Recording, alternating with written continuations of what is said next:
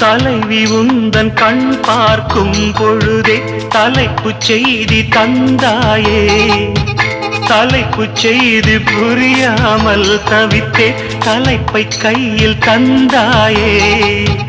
உறங்கும் போதும் உந்தன் பேரை சொல்லி பார்க்கிறேன்.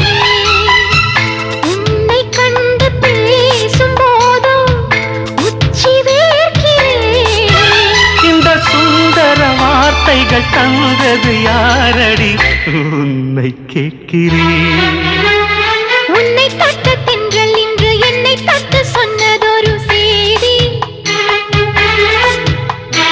உள்ளுக்குள்ளே ஆசை வைத்து தள்ளி தள்ளி போவதென்ன நீதி.